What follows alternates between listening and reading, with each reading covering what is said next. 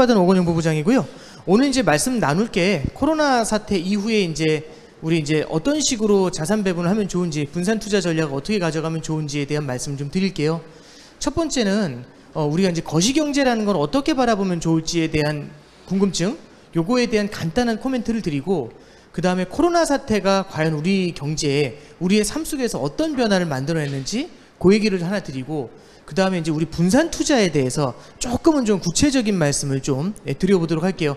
분산 투자라고 하면은 대부분의 분들이 어떤 생각을 하시냐면 그거 그냥 주식 채권 나눠 넣으라고 이렇게 이제 생각을 하시는데, 거기에 대한 내용까지 한번 자세히 좀 말씀 좀 드려보도록 하겠습니다. 첫 번째는 우리가 이제 거시경제라는 게 이제 어떻게 쓰이고 있는지, 투자에 직접적으로 어떻게 연관을 주는지, 그거부터 한번 잠깐 칠판에 쓰면서 설명을 좀 간단히 드려보도록 하겠습니다. 일단 칠판 쪽으로 한번 좀 약간 주시할 수 있도록 그렇게 부탁을 드릴게요.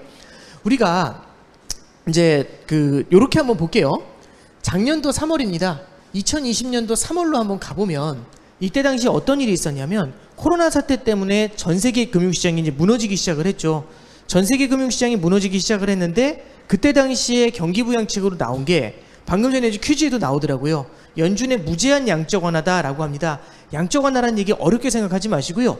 달러의 공급을 크게 늘린다라고 생각을 하시면 돼요. 그러면 2020년도 3월 이후에는 시장이 어떻게 반응을 했냐면, 첫 번째는 돈을 많이 뿌리니까 돈의 힘으로 주식시장이 상승을 하기 시작을 합니다. 주가가 올라가게 되고요. 또 하나는 돈을 많이 뿌립니다. 그럼 돈의 공급이 늘어나게 되니까, 돈의 공급이 늘어나게 되면 돈의 가격을 우린 뭐라고 하냐면 금리라고 합니다. 돈의 가격인 금리가 내려가게 되겠죠. 자, 그러면 돈의 공급이 늘어나가지고 돈의 가격인 금리가 내려갔다. 이제 돈의 공급이 늘어나니까 이제 이렇게 좀 설명을 해드렸어요. 그래서 작년도 3월에는요, 주식시장은 좋고 금리는 내려가는 요런 그림이 이제 펼쳐졌었던 거죠. 그죠? 자, 근데 여기서 하나만 좀 더 보실 게 뭐냐면, 주식시장이 다 좋았던 게 아니에요. 지금이야 주식시장이 다 많이 올랐다라고 생각을 하지만 작년에는 어떤 그림이 나타났었냐면, 금리가 많이 낮잖아요. 그럼 돈을 많이 뿌렸습니다. 그럼 돈을 많이 뿌리면 이 돈은 어디론가 가서 고여야 돼요. 그럼 돈은 어디로 가서 고이냐면은 성장이 나오는 곳에 가서 고입니다. 근데 문제가 하나 있죠. 어떤 문제가 있냐면, 코로나 사태 때문에 대부분의 실물 경제가 다 망가져 있어요. 성장이라는 게 나오지가 않죠. 근데 여기서 독특한 게 뭐냐면, 성장이 잘 나오지 않는 상태에서, 이런 상태에서도 이례적으로 성장을 만들어내는 일종의 성장에 대한 천연 기념물들이 존재했던 겁니다. 그러면 이런 게 뭐가 있는데, 언택트라는 애들을 작년에 우리는 많이 주목을 했었죠. 지금은 언택트에 대한 얘기가 조금 줄어들긴 했지만 작년에는 언택트라는 얘기가 많이 나왔습니다. 그러면 성장이 안 나오고 있는 환경에서 천연기념물처럼 성장이 툭툭 튀어나와요. 그러면 이럴 때 돈을 뿌리면 이 돈은 천연기념물처럼 성장이 나오는 그곳에 가서 어마어마하게 고이게 되겠죠. 자, 그러면 이렇게 쓸게요. 주가가 오르고 금리가 내렸다라고 말씀을 드렸는데, 요거를 조금만 연결을 하면은 주가가 오른다 밑에다가 성장주 주가가 올랐다라고 얘기를 합니다. 그래서 성장주라는 게 있고요, 가치주라는 게 있습니다.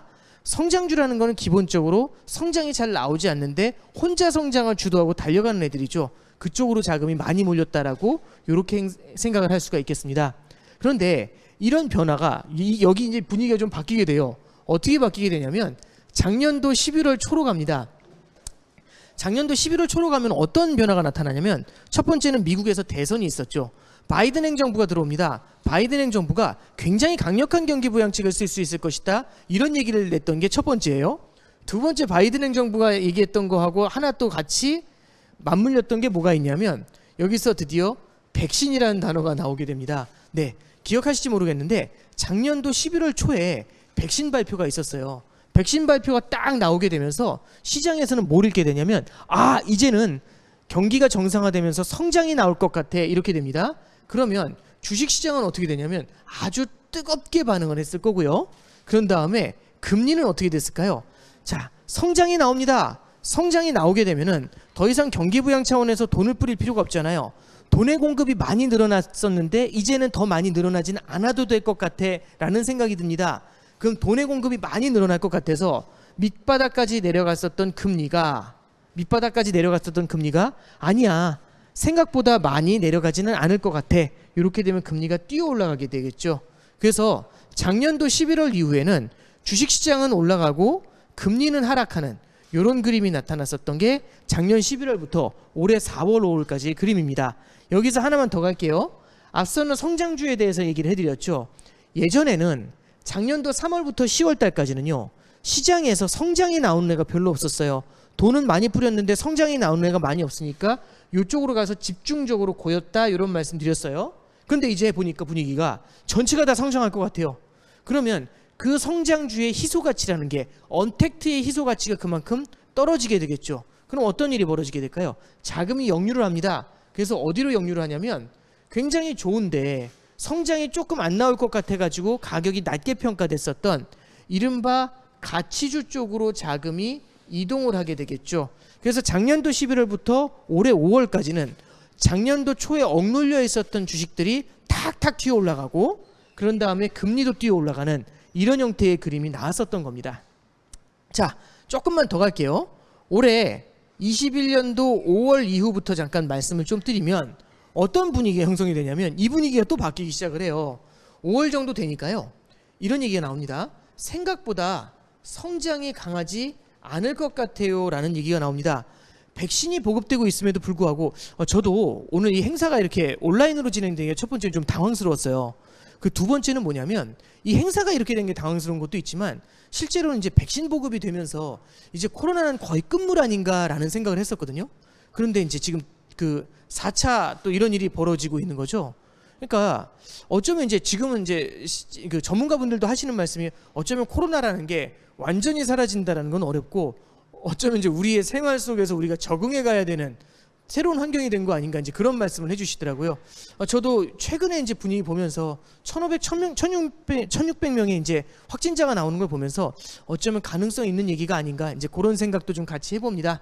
자, 그래서 21년도 5월 이후에 성장이 둔화된다라고 생각을 하니까, 여기서는 성장이 나올 줄 알고 주식시장이 달려가고 금리가 올랐는데, 그러지 않을 것 같으니까 어떻게 되냐면, 다시 주식시장은 주춤하기 시작을 하고 금리는 가라앉기 시작을 하죠. 다만 여기서 포인트가 되는 건, 주식시장에서 스타일이 또 바뀐 겁니다. 성장이 여기저기 나올 것 같으니까 가치주 쪽으로 돈이 흘러갔었는데, 다시 성장이 위축될 것 같으니까 어떤 애들이 뜨기 시작하냐면, 다시금 성장주가 달리기 시작을 하고, 이 성장주의 핵심엔 누가 있냐면 우리가 잘 아시는 빅테크, 작년 초에 달려갔었던 그 친구들이 다시 달리기 시작을 하는 거죠. 자, 잠깐만요. 이렇게 이제 긴 얘기를 해드릴 이유를 한번 말씀드려 볼게요. 매크로가 왜 중요한가, 거시경제가 왜 중요한가, 그 환경이 왜 중요한가를 말씀드리는 겁니다. 빅테크라는 애는 작년이나 지금이나 큰 차이가 없을 거예요. 물론 내부에서 벌어지는 실적의 개선들은 있을 텐데, 계속해서 작년부터 압도적인 실적들을 보여줬어요. 애플 같은 경우도 마찬가지였죠. 그런데 환경이 바뀌었을 때, 전 세계적으로 성장이 나온다는 이런 환경이 바뀌었을 때는 애플 쪽으로 돈이 오지 않고 많이 버벅이고 있었던 가치주 쪽으로 흘러들어가면서 애플이 상대적으로 소외되는 그림이 펼쳐졌었다라는 겁니다. 자, 그러면 똑같은 애플입니다. 그런데 금융 환경에 따라서, 거시경제 환경에 따라서 다른 퍼포먼스를 보이고 있죠. 자, 축구 얘기를 하나 해드려 볼게요. 축구 얘기 별로 안 좋아하실 수도 있는데요, 이제 축구를 한번 보면 어떤 경기를 하냐면 홈 경기가 있고 어웨이 경기를 합니다. 자, 우리나라가 분명히 다른 나라보다 훨씬 강해요. 굉장히 약한 나라인데 언론에서 나옵니다. 뭐라고 나오냐면, 우리가 객관적 전력에서는 압도적이다. 근데 주의해야 된다. 왜? 해서 보니까 어웨이 경기랍니다. 어웨이 경기는 그 나라에 가서 경기하죠. 그 나라가, 그 경기장이 어디 있냐면 3,000m 고원에 있답니다. 그럼 뛰기가 힘들겠죠. 숨이 막히니까. 그러면 제대로 이길 수 있을까요? 쉽지 않은 얘기가 될 수 있습니다. 요거 하나 좀 말씀을 드리고, 두 번째입니다. 그날 하필이면 또 비가 온답니다. 그리고 그라운드 잔디 상태가 안 좋답니다. 자, 이 얘기 다 들어보시면 느낌이 어떠세요? 어쩌면 똑같은 선수들이 똑같은 팀에서 똑같은 전략으로 운용을 합니다. 굉장히 강한 팀이죠. 그렇지만 환경이 다르기 때문에 이기기 힘들겠다라는 생각도 들 수가 있겠죠. 네, 환경의 차이에 따라서 서로 다른 퍼포먼스를 낼 수도 있습니다. 거시경제를 보신다는 건요, 굉장히 간단한 말씀이에요. 금융시장을 둘러싸고 있는 환경을 보는 겁니다. 성장이 나오는지, 금리가 올라가는지 떨어지는지, 물가가 오르내리는지, 이런 것들을 보면서 우리가 이제 주식시장에 투자를 할 때 그 환경에 맞는 투자를 해보는 것도 우리가 같이 감안할 수 있는 그런 요인이 된다, 이렇게 말씀드렸습니다. 그래서 서두에서 한 10분 정도 이렇게 이제 금융시장에 대해서 말씀드릴 때, 우리도 이제 그 거시경제 환경을 좀 보실 필요가 있다. 이런 설명을 좀 드렸어요. 이제 본격적으로 이제 코로나 사태 이후에 저 이제 시장 분위기를 한번 좀 설명을 좀 드려보겠습니다. 그 코로나 사태라고 하면 한번 이렇게 가정을 해보죠. 코로나 사태가 이제 불거졌던 게 20년도 2월이었어요. 지금 이제 20년도 1월이라고 생각하고 이제 이투데이에서 이 행사를 합니다. 제가 나왔어요. 제가 딱 나왔는데 이제 섰습니다. 여기 서가지고 이제 설명을 드려요. 근데 뭐 진짜 이런 예언을 한다고 해보죠. 이렇게 얘기를 합니다. 지금 코로나 이전이에요. 아무도 코로나가 터질 거라고 몰라요. 근데 제가 이렇게 예언을 합니다. 불과 한 달 후에 전염병이 터질 것이고 그 전염병으로 인해서 전 인류는 마스크를 쓰고 다닐 겁니다. 지하철을 타시면 모두가 마스크를 쓰고 있는 모습을 보실 겁니다. 만원 지하철에서조차 이렇게 얘기를 하는 거죠. 그럼 여기까지 일단 믿음이 가시나요? 쟤 뭐지? 이런 느낌이 딱 드시죠. 조금만 더 갈게요. 주식시장은 50% 폭락할 겁니다. 단기적으로. 그런데 이후에 100% 오르면서 그걸 다 되돌릴 겁니다. 느낌이 어떠세요? 예, 그러면 아니 왜 저런 사람을 왜 불렀을까? 이런 느낌 딱 들지 않을까요? 어쩌면요. 작년에 우리가 봤었던 그 1년의 흐름들 있죠. 그 1년의 흐름들은 글쎄요. 저도 이제 15년 동안 금융시장을 봤지만 한 번도 볼 수 없었던 그런 그림들이었어요. 바이러스 속에서 살아남기라는 거 생각보다 쉽지 않지 않나요? 그리고 작년도 2월, 3월에 주식시장이 막 무너지고 할 때 모두들 다 이제 연준을 바라봤었죠. 그리고 금융 전문가들도 연준에 대한 얘기를 많이 했었습니다.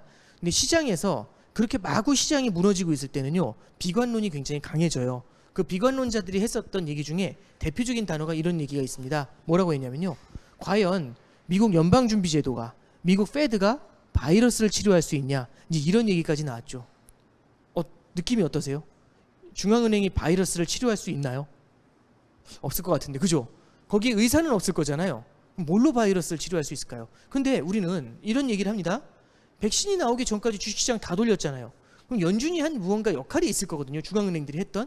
그럼 어떤 부분들 때문에 연준이 기능을 했고 그들이 했었던 정책들은 무엇이었고 얘들이 지금의 어떤 금융 환경을 만들어놨고 우리는 투자를 어떻게 해야 되는지 그 얘기를 한번 풀어나가 보는 겁니다. 잠깐 보시면요.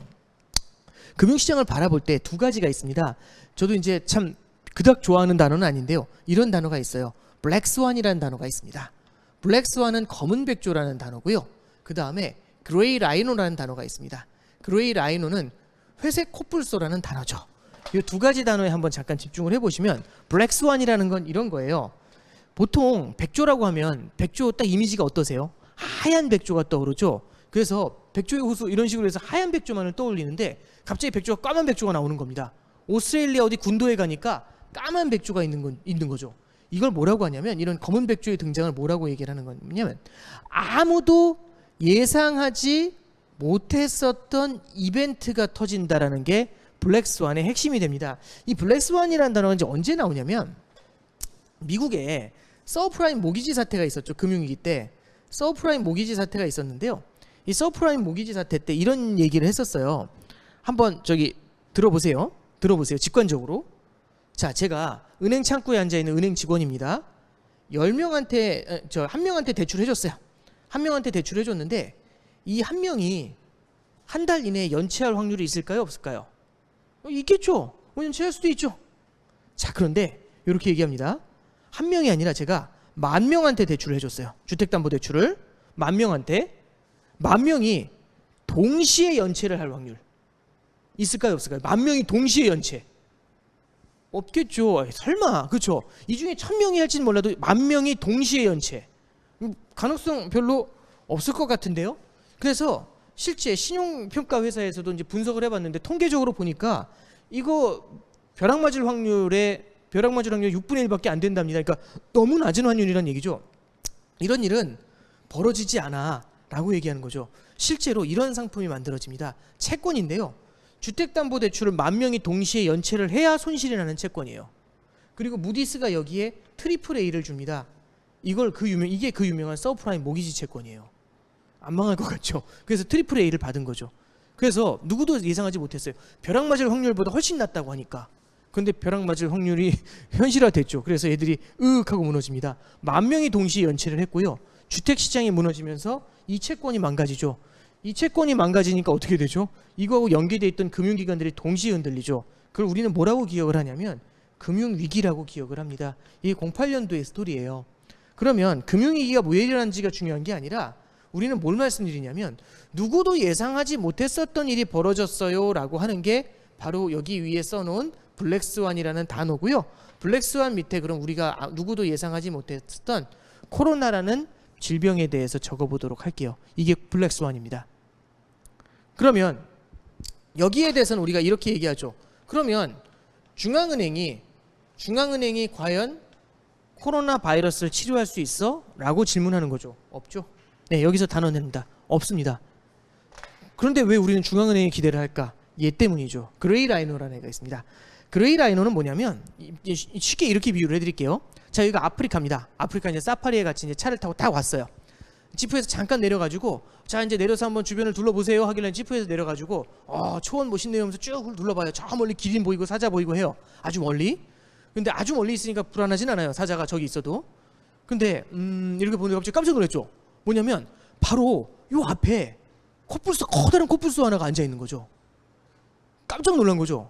그래서 이제 화들짝 놀란 겁니다. 그래서 빨리 도망가시오 했더니 이제 저기 사파리 안내하는 사람이 뭐라고 하냐면 저한테 그런 거죠. 아이고 겁먹지 마시라고. 왜요? 했더니 하는 얘기가 쟤는 안 움직여요. 괜찮아요. 자, 그럼 그레이 라이노라는 게 뭐냐면 이런 겁니다. 제가 만약 뛰어오면 저는 어떻게 될까요? 죽겠죠. 그죠? 누가 봐도 죽어요. 근데 누구든지 저게 굉장히 치명적 위험인지는 알지만 이게 현실화될 거라고 생각하지 않는 겁니다. 괜찮아요. 그래서 이 그레이 라이노가 어디에서 유래를 하냐면 여러분들 중국의 부채 문제가 되게 심각하다라는 말씀 많이 들었잖아요. 중국의 부채 문제가 심각한데 벌써 20년째 그 얘기가 이어져 오고 있어요. 그러면 심각한 건 맞는 것 같은데 터지나? 그러니까 이런 거죠. 저 친구는 뛰어오면은 다 죽는 건 맞는데 안 뛰어요. 이 얘기를 하고 있는 거죠.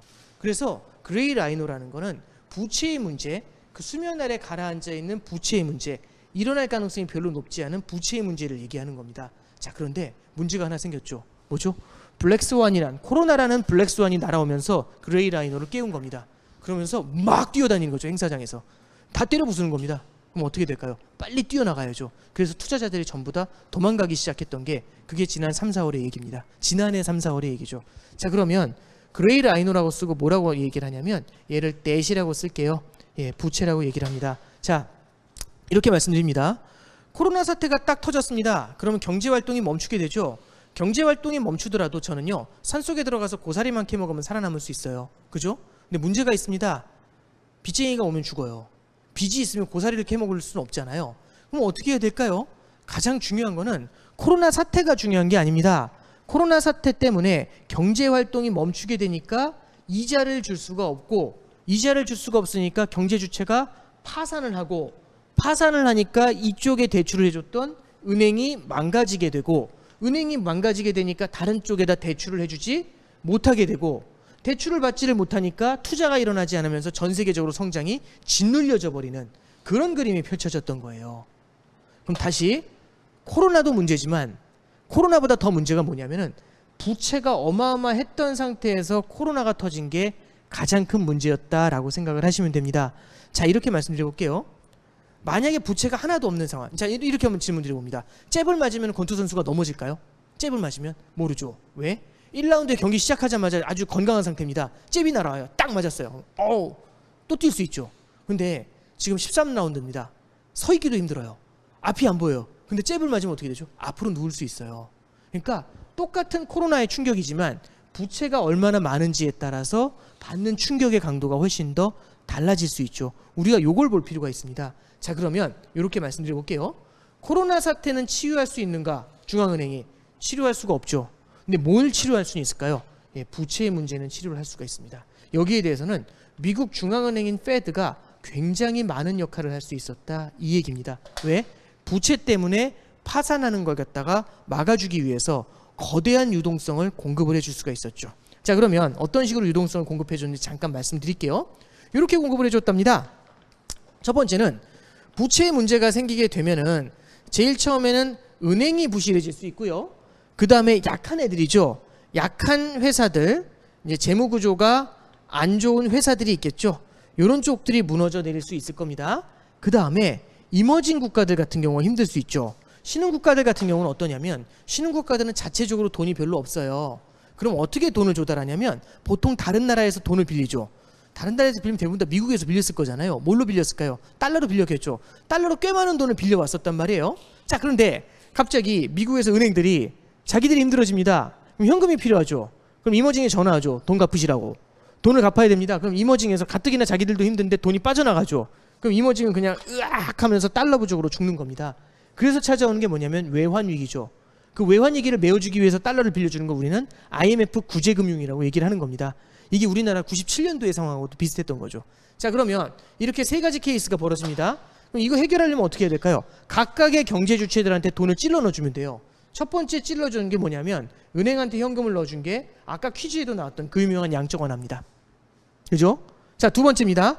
기업들, 어려워하는 기업들한테 돈을 찔러주는 게 뭐냐면은 연준이 페드가 회사채 매입을 실시를 해요.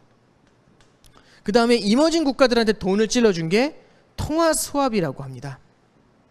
통화 스왑이 돈을 바꾸는 거죠. 돈을 바꾸는 건데 이런 거예요. 달러를 주고, 그러니까 우리는 원화를 미국에 주고 미국은 달러를 우리한테 주는 겁니다.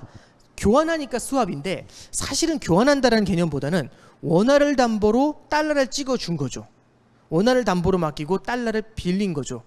약간 그런 컨셉으로 이해가 되시나요? 그래서 이렇게 달러를 조달해가지고 이머징 시장도 살아남을 수 있었던 겁니다. 자, 이렇게 달러 유동성을 잔뜩 확보하면 빚이 많은데 코로나 때문에 경제활동을 못해요. 그럼 이자 못 갚아 죽잖아요. 근데 금리를 낮춰주고 달러 현금을 줍니다. 그럼 어떨까요?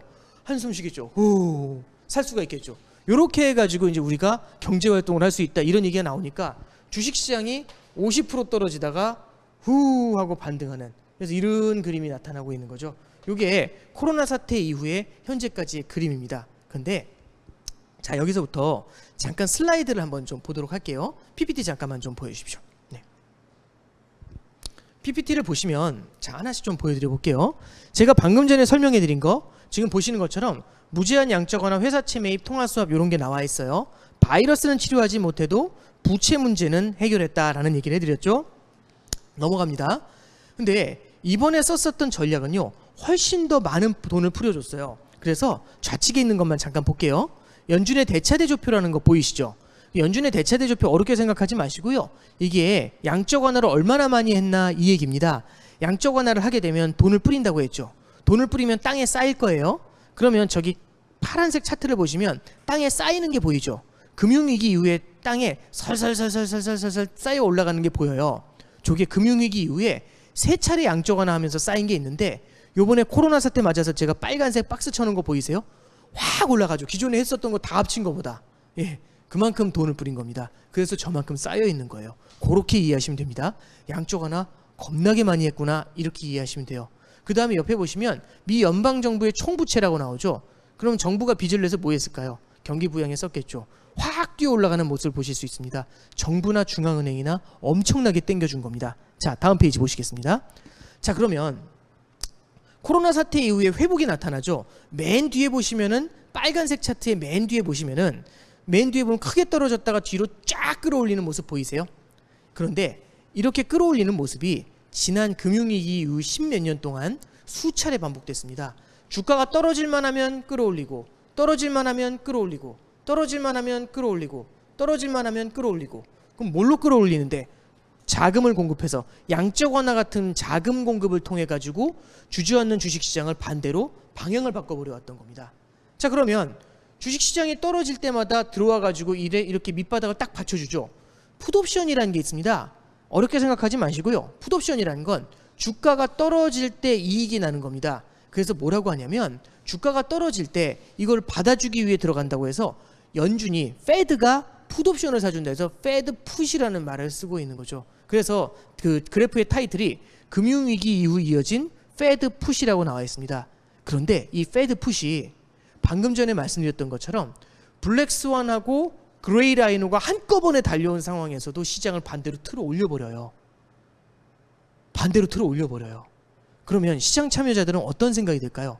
지난 13년 동안 시장을 봐왔었던 시장 참여자 입장에선 무언가 학습하지 않았을까요? 뭘 학습했을까요? 떨어지면 사야 되네, 밀리면 사야 되네, 밀림 사자, 이런 얘기가 나오죠. 어려운 영어로 뭐라고 하냐면 buy the dip이라고 표현을 합니다. 다음 페이지 보시겠습니다.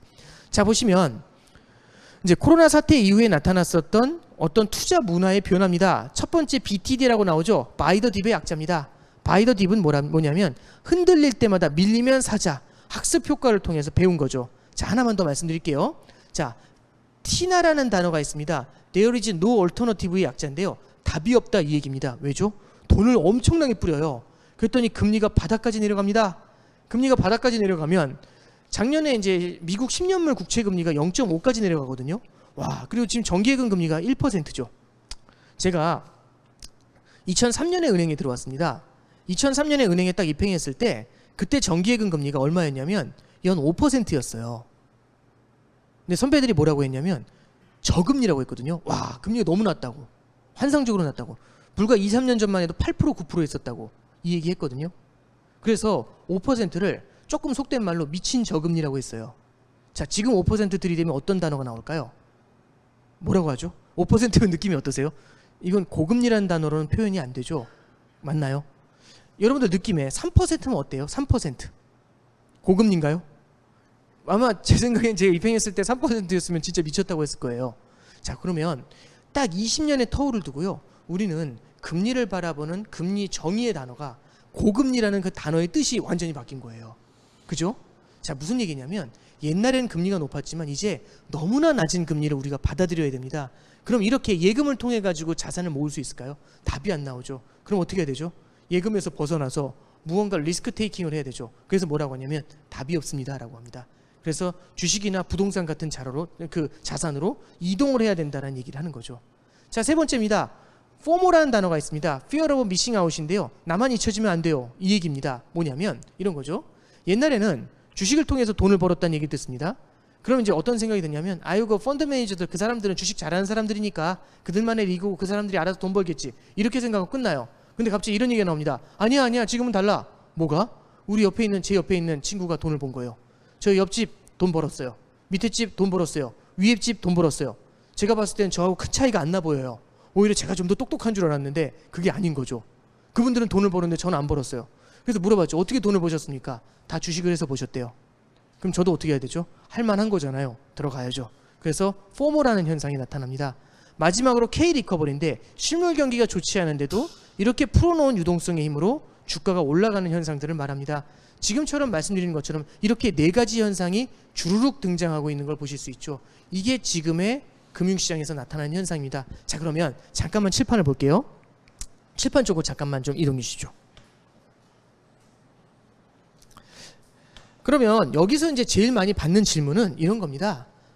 투자를 어떻게 하면 좋을까요? 주식을 사면 좋을까요? 사실은 저는 주식은 잘 모릅니다. 근데 분산 투자에 대해서 포트폴리오 쪽에 대해서는 말씀을 좀 많이 드리려고 해요. 근데 분산 투자하면 되게 재미없게 들리잖아요. 분산 투자가 특히 언제 망가지게 되냐면 이렇게 시장이 되게 과열될 때 한쪽으로 쏠림이 나타나는 경향들이 나타날 때 분산 투자가 힘들어집니다. 잠깐 볼게요. 분산 투자하십시오라고 하면은 알았어요. 저 주식 채권 50씩 나눠 넣을게요. 근데 자 봅니다. 주식이 있고 채권이 있습니다. 50대 50으로 나눠 넣었어요. 이게 제가 제일 좋아하는 저의 성향에 맞는 투자라고 이제 가정을 해볼게요.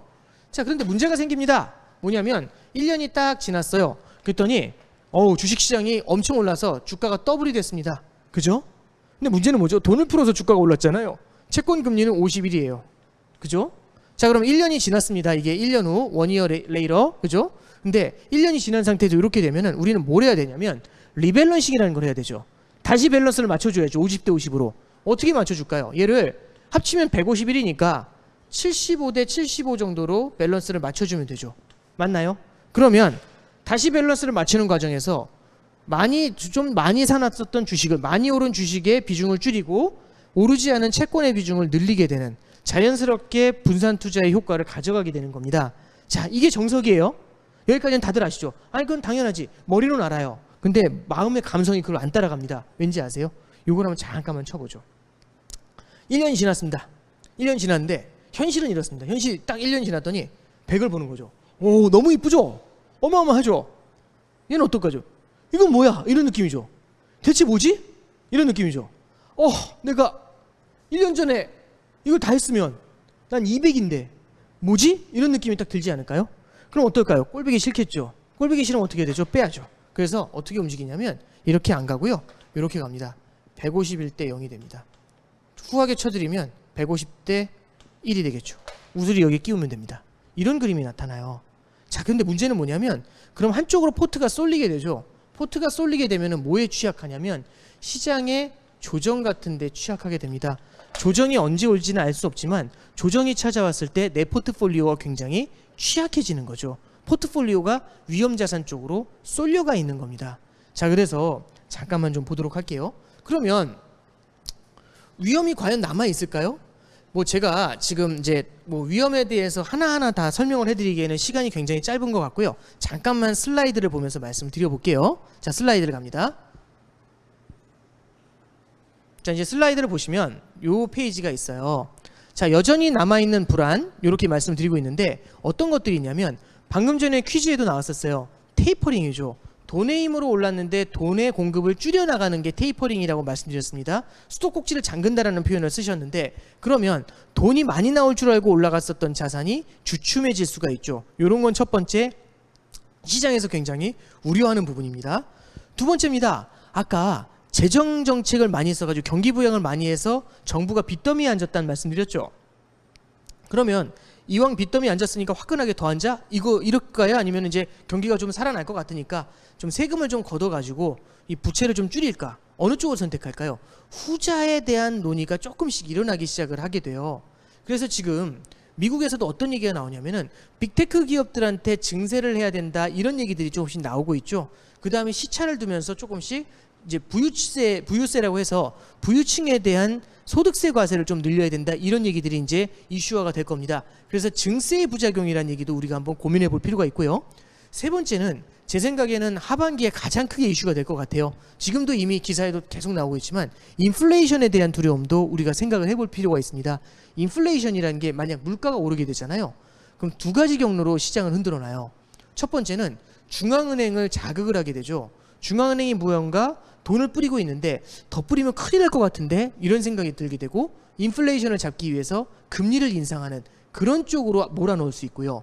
두 번째는 물가가 너무 많이 오르게 되잖아요. 실물 경제가 성장하려고 하는데 개선되려고 하는데 물가가 그냥 확 찍어 눌러버리니까 성장이 올라오지 못하고 으윽 하고 다시 죽어버리는 그런 모습들이 나타날 수가 있어요. 그래서 테이퍼링, 증세의 부작용, 인플레이션 이 세 가지는 미국에 굉장히 많이 영향을 줄 수 있는 그런 악재입니다. 하나만 더 갈게요. 그런데 자, 미국이 물가가 올랐기 때문에 테이퍼링을 합니다. 조금씩 돈의 공급을 줄여요. 돈의 공급을 줄임에도 불구하고 애가 상태가 건강하면 큰 문제가 안 돼요. 근데 애가 상태가 좀 어려우면 안 좋으면 어떤 일이 벌어질까요? 불안해질 수 있죠. 신흥국들 같은 경우는 여전히 코로나 파고에서 백신 보급도 많이 안 돼 있어요. 경기 부양도 많이 하지 못해가지고 경기도 아직 개선되지 않은 상황도 있거든요. 이런 상태에서 테이퍼링이 진행되면 신흥국 시장도 흔들릴 수가 있겠죠. 그래서 이렇게 네 가지 정도 간단하게 타이틀을 썼습니다. 이런 것들은요 언제든지 시장을 뒤흔들 수 있는 요인이 될 수 있습니다. 그러면 이런 상황에서 분산 투자를 벌이고 한쪽으로 쏠려가야 된다. 요거는 굉장히 우리가 경계감을 가질 필요가 있다. 요렇게 전해드릴 수 있겠죠. 자, 그러면 요렇게 불안 요인들을 말씀드리면서 쏠림 투자가 아니라 분산 투자에 대한 말씀을 좀 드렸어요. 그러면 이제 여러분들 반응이 딱 나올 것 같아요. 아, 드디어 이제 공자님 말씀 나왔다. 분산 투자. 그럼 주식 채권 나눠 하면 되겠네. 이제 이런 생각이 드실 수 있어요. 근데 이번 강의에서는 어떤 걸 말씀드리고 싶냐면 분산 투자라고 해도 분산 투자에도 참 많은 것들이 있다라는 겁니다. 뭐가 있냐면 이렇게 볼게요. 죄송합니다. 네 가지 분산이라는 게 나옵니다. 뭐가 있냐면 분산도 자산의 분산이 있습니다. 이 자산의 분산이 방금 전에 보셨던 것처럼 주식과 채권을 나누는 게 자산의 분산이 되는 거고요. 두 번째는 지역의 분산이 있습니다. 지역 분산이 뭐냐면 미국 주식이나 한국 주식만 사는 게 아니라 신흥국의 주식도 사는 거죠. 미국이나 우리나라 채권만 사는 게 아니라 신흥국의 채권을 사는 거죠. 이게 지역 분산이 될 수가 있어요. 다양한 주식 자산을 포함하는 것들, 이런 게 지역 분산이 될 수 있습니다. 세 번째는 통화의 분산입니다. 우리나라 원화로만 포트폴리오를 짜는 게 아니라 달러 자산을 일부 정도 끼우는 것들, 이런 것들은 새로운 통화를 둔다고 해서 통화의 분산이라고 볼 수 있죠. 네 번째가 시점의 분산입니다. 시점의 분산은 뭐냐면 내일부터 올라요? 모르죠.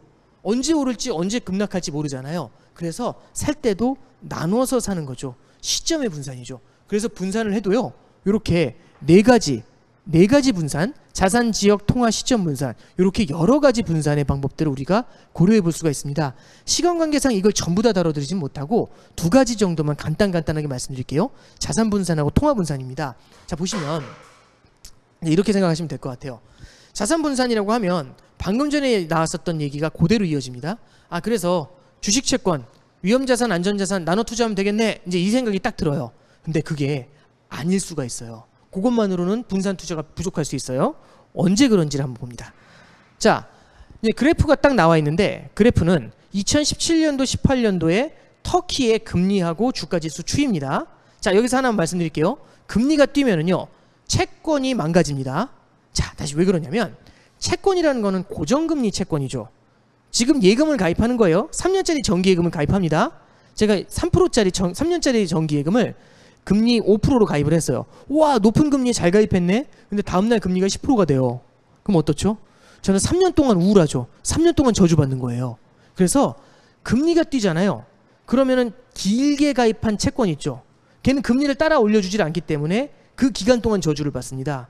그래서 금리가 뛰면 채권 가격이 떨어지는 거예요. 아무도 그 채권을 안 사려고 하니까. 자, 그러면 금리가 뛰면 채권 값이 떨어진다. 요거 하나 상식으로 가져가면서 차트를 볼게요.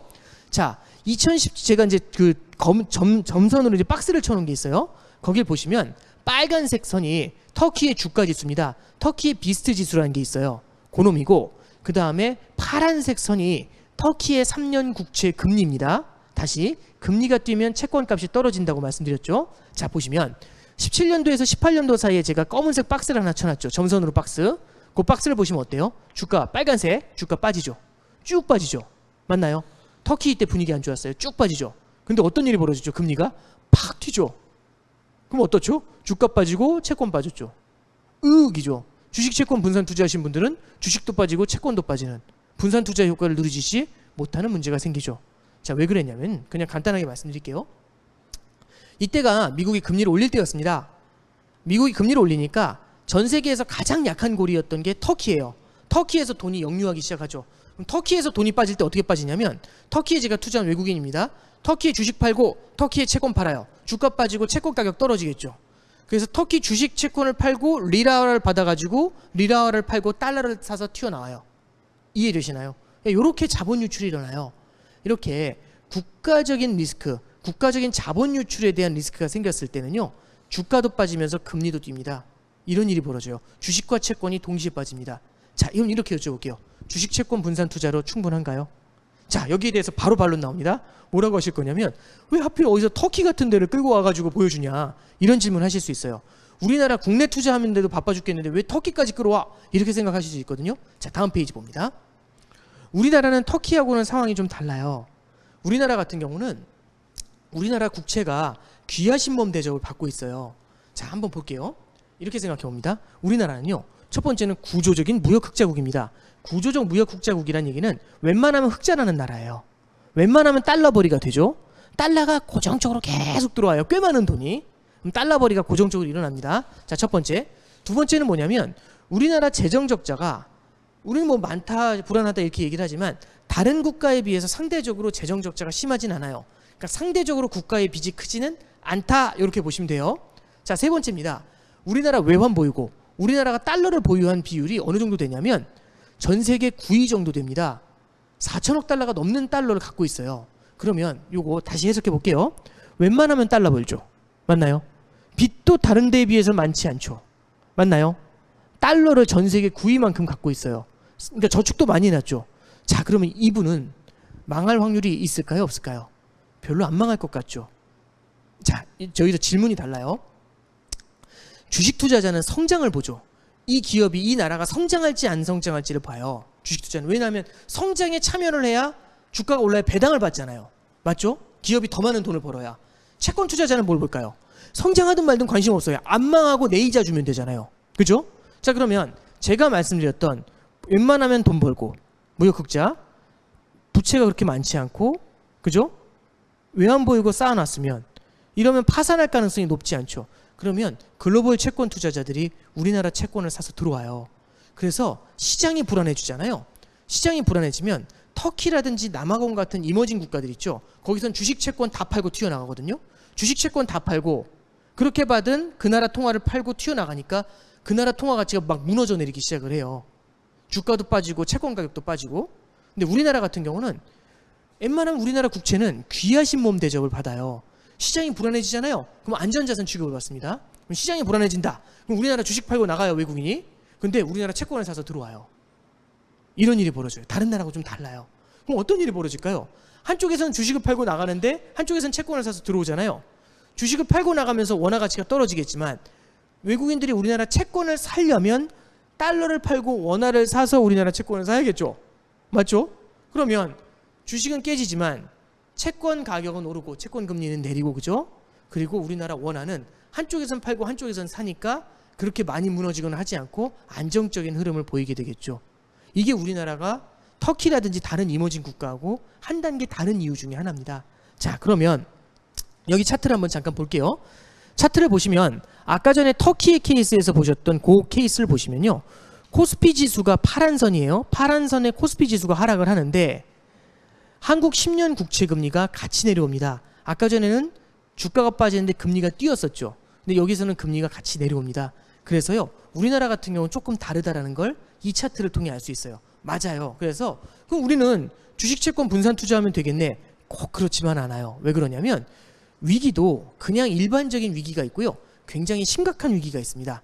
이거 잠깐 좀 페이지가 안 넘어가는데 네, 맞습니다. 자, 그러면 위기 중에서 조금 심각하다고 했었던 위기가 언제 있었죠? 2020년도 3월 제일 처음에 시작할 때 보여드렸었죠. 그 위기가 있었을 때 우리나라의 흐름입니다. 보시면 빨간 선이 코스피예요. 떨어지는 거 보이시죠? 그 검은색 박스 안에 빨간 선 코스피 떨어지는 거 보이시죠? 금리 어떻게 되나요? 한국 10년 금리 파란 선 탁 튀어오르죠. 근데 이때는요, 우리나라 주가 빠지고 채권 가격이 빠졌어요. 우리나라 주식 채권 다 팔고 도망갔습니다. 왜? 극단적인 위기 상황이니까. 그래서 이때 주식 팔고 채권 팔고 그렇게 받은 원화 팔고 달러 사서 튀어나가죠. 그래서 우리나라 주가 빠지고 채권 가격 빠지면서 금리 뛰고, 그리고 마지막으로 환율도 달러당 1,300원 가까이 올라갔었던 그런 시절입니다. 그래서 극단의 위기까지 가잖아요. 우리나라 채권 같은 경우도 위험할 수가 있어요. 그러면 여러분들, 주식 채권 분산 투자를 하는 이유는 뭘까요? 분산 투자하는 이유는 이런 극단적인 위기를 커버하기 위해서죠. 근데 극단적인 위기가 찾아오니까 둘 다 깨져요. 그러면 이런 느낌이 드는 거죠. 그래서 주식 채권만 바라봐서는 안 된다라는 겁니다. 자, 그러면 미국의 케이스를 보여드릴게요. 미국은 어떤지 봅니다. 예, 조금 잘 안 넘어가네요. 네, 다음 페이지 한번 눌러주실래요?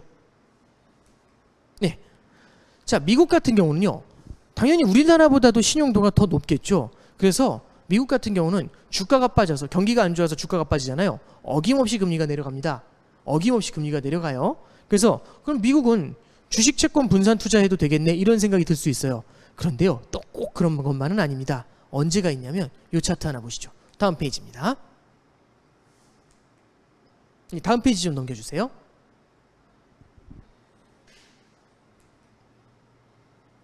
예, 요거 하나만 좀 넘어갈 수 있을까요? 상태가 죄송합니다. 예, 1970년도 차트를 하나 좀 보여드릴게요. 1970년도에 석유파동이라는 게 있었습니다. 이 석유파동이 당시에는 어떤 일이 벌어졌냐면 국제유가가 굉장히 많이 뛰었고 물가가 전체적으로 엄청 높았어요. 그러면 인플레이션 위협이 크다는 건 이런 문제가 생깁니다. 성장도 안 나오는 상태에서 물가가 막 뛰어 올라가니까 기업들 입장에서는, 기업들은 매출액을 일으키죠. 현금을 벌어가지고 거기서 비용을 차감하면 손익이에요. 이 손익이 커야지 주가가 뜁니다. 근데 문제가 있죠. 성장이 안 나오니까 매출이 안 늘어요. 매출은 그대로인데 인플레이션 때문에 비용이 뛰죠. 그러면 손익이 줄어들게 되겠죠. 손익이 줄어들면 당연히 주식시장에는 악재죠. 주가는 빠집니다. 그래서 빨간 선이 미국 다우존스 지수예요. 70년대 10년 동안 주가가 빠졌습니다. 별로 안 좋았어요. 자, 그러면 주가 빠졌으면 채권은 그럼 올랐어야 되냐? 그런데 문제가 뭐냐면요, 물가가 올랐었죠. 물가가 오르면 채권이 쥐약이에요. 왜냐하면 봅니다. 여러분들, 아까 전에 제가 금리 말씀드렸는데 지금 3%짜리 예금이 나왔습니다. 금리 3% 줘요. 와, 달려가서 해야 되나요? 근데 갑자기 뒤에 말해요. 뭐라고 하냐면 물가가 10%씩 올라요, 이렇게 얘기해요. 물가가 10%씩 오르는데 3%짜리 예금에 돈을 넣어야 되나요? 아니죠. 이때는 현물을 빨리 사야죠. 자, 그래서 우리가 이제 뭘 말씀드리고 싶은 거냐면 이때는요, 물가가 뛰니까 주식도 깨졌고 채권도 깨졌던 겁니다. 그죠? 그러면 미국 마찬가지죠. 주식 채권 분산 투자하는 게 답이냐? 그게 아닐 수 있다는 겁니다. 자, 그러면 이제 한참 들으셨으니까 그 생각이 들죠. 아, 그러면 주식 채권 분산 투자가 안 되네. 그럼 뭐가 더 있으면 될까라는 생각이 들죠. 그 다음 게 바로 여기 나옵니다. 이게 상태가 조금 안 좋네요. 네, 감사합니다. 자, 보시면 원자재 가격이 이때 엄청나게 뛰고요. 금 가격이 엄청나게 뛰었어요. 국제 유가가 70년대 초에 국제 유가가요. 배럴당 2달러였습니다. 근데 그게 얼마까지 뛰냐면 45달러까지 뛰었어요. 금 가격이요. 1온스에 30달러 했는데 600달러까지 뛰어요. 엄청나게 뛰죠. 그래서 이렇게 성장은 약한데 물가가 뛰는 상황 하에서는 주식 채권이 모두 안 좋을 수 있습니다.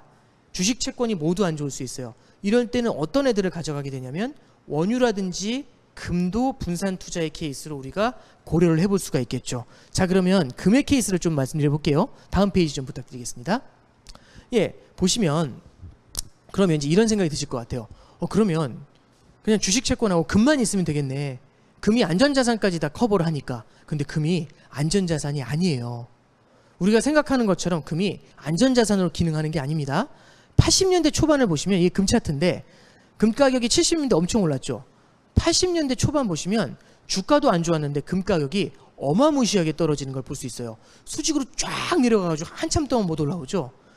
금융시장이 안 좋을 때, 주식시장이 안 좋을 때 금이 깨졌었던 대표적인 사례 1번입니다.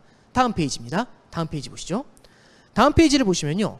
2015년, 16년, 17년에 분위기 되게 안 좋았었거든요. 금융시장 분위기 안 좋았었는데 이때 딱 보시면은 금 가격도 엄청나게 하락해 있는 걸 보실 수가 있어요. 자, 그러면 이렇게 이제 생각을 좀 해보세요. 금이라는 게 그러면 주식이 빠질 때 항상 뛰는 안전자산인가? 그게 아닐 수 있다는 얘기죠. 그래서 금이라는 건요. 방금 전에 말씀드렸던 것처럼 70년대식의 물가 상승 있죠.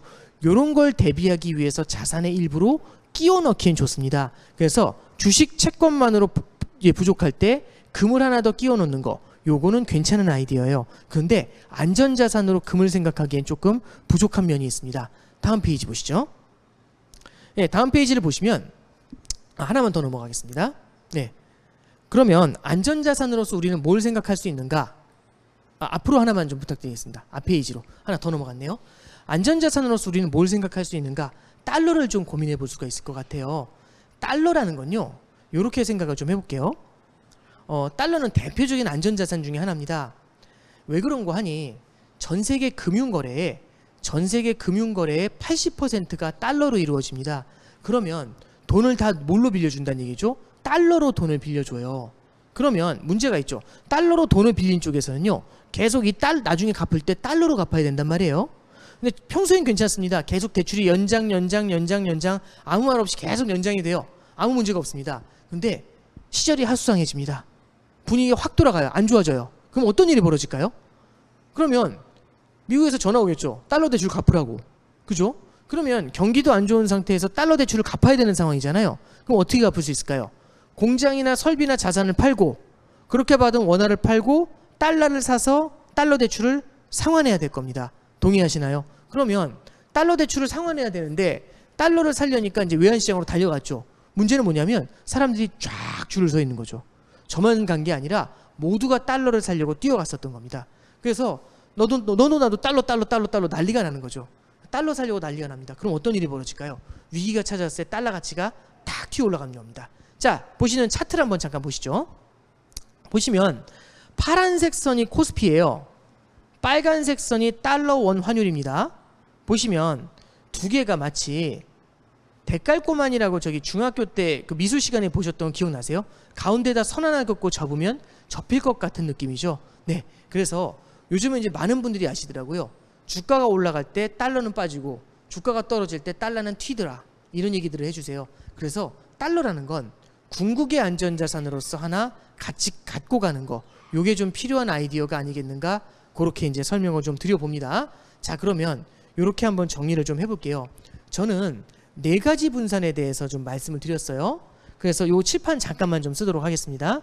4가지 분산에 대해서 말씀드렸는데 첫 번째 분산으로서 저는 자산의 분산을 좀 말씀을 드렸어요. 자산의 분산인데 이 자산의 분산은 주식, 채권뿐만 아니라 원자재라든지 금과 같은 대안자산을 같이 고민하셔야 된다라는 얘기를 같이 좀 적어봤습니다. 그죠?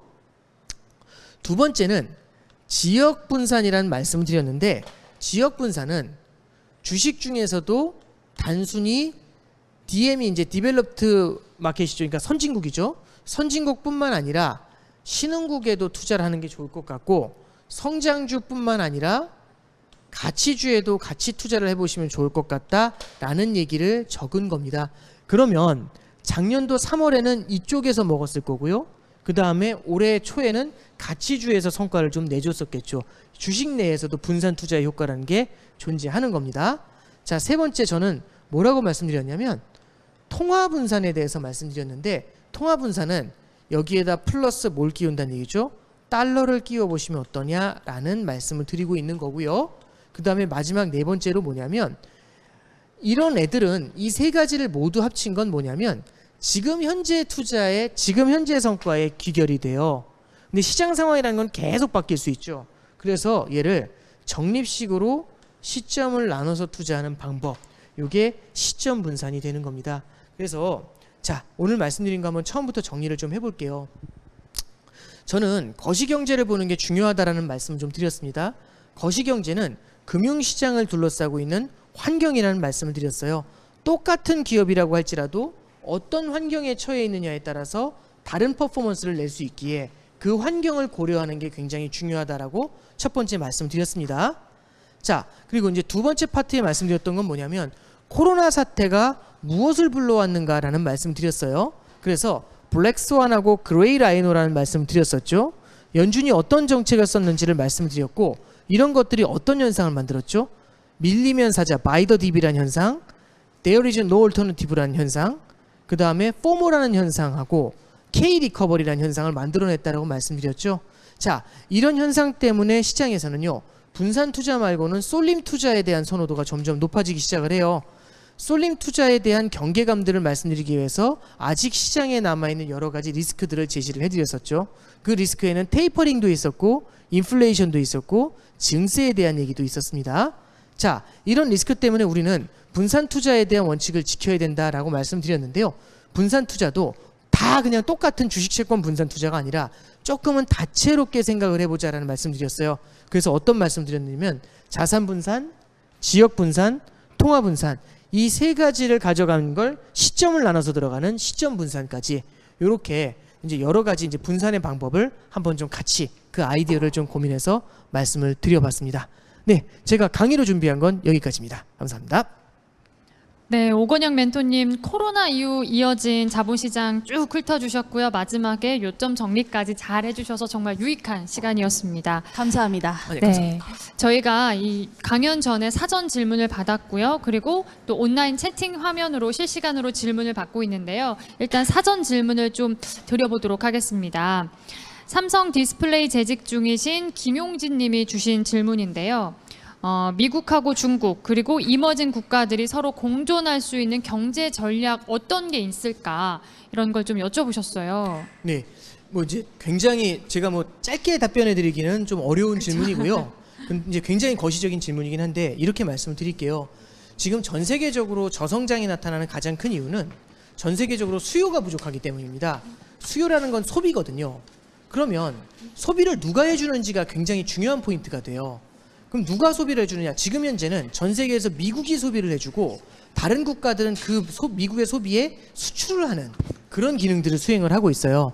근데 향후에는 어떤 것들을 좀 바라봐야 되냐면 중국이라든지 신흥국가들 아니면 유럽 같은 국가들도 수출 성장에만 너무 목을 맬 게 아니라 내수 성장을 좀 가져가 줘서 전 세계적인 소비 수요가 좀 개선이 될 수 있도록, 예, 그런 것들이 저는 이제 국제 공조의 가장 좋은 방향이 아닌가. 그래서 함께 이제 수요를 만들어내는 그런 방향으로 좀 이어져야 된다. 이렇게 좀 생각을 합니다. 네. 네, 그리고 프리랜서 이성우님께서 주신 질문입니다.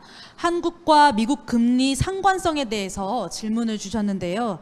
강연 중에 나온 얘기인데 정리 차원에서 답변해 주시면 감사할 것 같아요. 테이퍼링 시행이 되면 한국 금리가 반드시 따라 올라가는지 궁금하다는 질문이었습니다. 네, 이게 테이퍼링이 됐었을 때는 신흥국가들은 힘들어져요. 달러가 이제 빠져나가게 되니까 이 달러가 빠져나가는 걸 막아줘야 되거든요. 그러면 외국인들이 도망가려고 하는데 가지 말라고 얘기해야 돼요. 그럼 말로 해서는 안 되고 뭘 해줘야 되냐면 금리를 들어올려 줘야 됩니다. 그래서 테이퍼링을 하거나 미국이 금리를 인상하면 신흥국들이 따라서 금리를 올릴 수밖에 없는 이유가 이제 그런 데 있는 거거든요. 근데 다만 이제 한국의 케이스는 아까 말씀드렸던 것처럼 국가 자체적으로 채권 시장이 굉장히 안정이 되어 있습니다. 채권 시장이 안정이 되어 있고 달러를 좀 쟁여놓은 상태잖아요. 그러면 외국인 투자자들이 일정 수준은 나가더라도요, 그걸 메워줄 수 있는 상당한 수준의 달러가 있고, 또 오히려 해외에서 우리나라 채권을 사기 위해서 들어오는 우리나라 채권에 대한 수요가 존재합니다. 그렇기 때문에 신흥국들처럼 그렇게 바로바로 막 미국이 금리 올리면 무조건 다 우리가 금리를 그만큼 따라 올리고 이럴 필요는 없어요. 그래서 참고로 말씀드리면 15년도 16년도 요때는요, 미국이 금리를 인상할 때 우리는 금리를 인하한 적도 있습니다. 물론 이런 이제 그 엇박자가 좋은 건 아니지만 우리나라 같은 경우는 꼭 미국이 올린다고 해서 꼭 따라 올리거나 그러지는 않아도 되는 현재의 상황이다라고 말씀드릴 수 있을 것 같습니다. 그렇군요. 네, 여러 가지 뭐 실질적인 질문들, 투자에 관련된 질문들을 많이 드렸는데요. 또 이런 질문도 있어요. 이게 부부장님 혹시 아이들 금융 교육을 하시는지 궁금하다는 질문이 있거든요. 예. 저기 이제 아직 애들이라서 이제 좀 아직 어린 것 같아서 좀 덜 시키고는 있는데, 뭐 그 금융 교육이 저는 이렇게 그 뭐 애들 앞에 놔두고 이렇게 강의를 하는 그런 건 아닌 것 같고요. 네. 저는 이제 투자에 관심을 좀 가질 수 있도록 해주는 게 되게 중요한 것 같아요. 그래서 보면은 뭐 이제 요즘 보면은 되게 만화책도 좋은 책들이 많이 나와 있더라고요. 경제에 대한 만화책도 있고, 워렌 버핏이라든지 아니면 유명한 기업인들에 관련된 이제 책들도 많이 나와 있는데 그런 것들을 조금 읽게 해주고, 그런 다음에 조금씩 이제 주식이라든지 아니면 ETF 같은 걸 조금씩 담을 수 있게 해서 그런 것들 오르내리는 건 좀 볼 수 있게, 그런 것들은 좀 얘기를 해주고 있습니다. 관심 소구가 되게 중요한 것 같아요. 네. 일단은 관심을 갖게끔 약간 유도해주는 뭐 그런 경제법 그 공부법을 네. 추천해 주셨습니다. 네, 채팅창에 나온 질문을 또 하나 더 드리도록 하겠습니다. 현 상황에서는 인플레이션 요소와 디플레이션 요소가 혼재한다고 생각한다는 의견이 있었는데요. 앞으로 상황을 인플레, 디플레 어디가 우세하다고 보시는지 부부장님께 여쭙니다. 네. 이게 되게 좀 그 어려운 질문을 주신 거예요. 왜냐하면 그러니까 시계열에 따라 다르거든요. 예를 들어서 한번 볼게요. 주가가 오릅니까 떨어집니까? 라고 이제 질문을 주실 때 주가가 예를 들어서 오르다가 주저앉으면 어느 쪽에 맞는지는 알 수가 없죠. 그러니까 시계열에 따라 다르죠. 단기로는 오르지만 장기로는 떨어져. 이제 이런 그림이 나오게 되는 거잖아요. 인플레나 디플레도 마찬가지입니다. 미래라는 건 여러 가지 시계열이 존재하기 때문에 어디가 맞는지를 갖다 얘기해드리긴 참 어려운 것 같아요. 다만 큰 틀에서만 말씀을 드릴게요. 지금 현재는 물가 상승, 인플레이션이 유력한 건 맞습니다. 근데 이 인플레이션이 지속 가능한지 여부는 조금 다른 문제인 것 같아요. 적어도 연준에서 얘기하고 있는 건 뭐냐면 지금의 물가 상승세가 일시적이다라는 표현을 쓰고 있어요. 일시적이란 얘기는 지금은 물가가 높고 조금 더 올라갈 수는 있지만 이후에는 완만히 가라앉을 수 있어요 라는 얘기를 하고 있는 거죠. 그래서 우리가 단기적인 시계열에서 봤었을 때는 물가가 일시적이다, 물가 상승이 일시적이다라는 데는 조금 더 무게를 두는 게 맞지 않을까, 이제 그렇게 좀 생각을 하고 있습니다. 네, 멘토님 감사합니다. 저희가 사전 질문 그리고 채팅창 통해서 받은 실시간 질문들 해주신 분들께는요 개별적으로 연락드리고 또 경품 드리는데 거기 플러스 최근 출간한 오건영 멘토님의 신상책이죠. 따끈따끈합니다. 네. 부의 시나리오 사인북 보내드리도록 하겠습니다. 마지막으로 저희 제8회 금융대전 2022 로그인 머니 공통 질문 드리겠습니다. 자본시장 전망 멘토 오건영 부부장님께서 생각하시는 머니란? 좀 당황스럽겠는데요. 저는 머니란 공부라고 생각을 합니다. 공부를 많이 하면, 돈에 대한 관심을 갖고 공부를 많이 하면 그만큼 돈이 더 많이 붙지 않을까, 그런 관점에서 좀 말씀 좀 드렸습니다. 네, 명쾌한 답변 감사합니다. 강연에 참석하셨던 여러분께서도 조금 더 자본시장에 로그인 하셨길 바라겠습니다.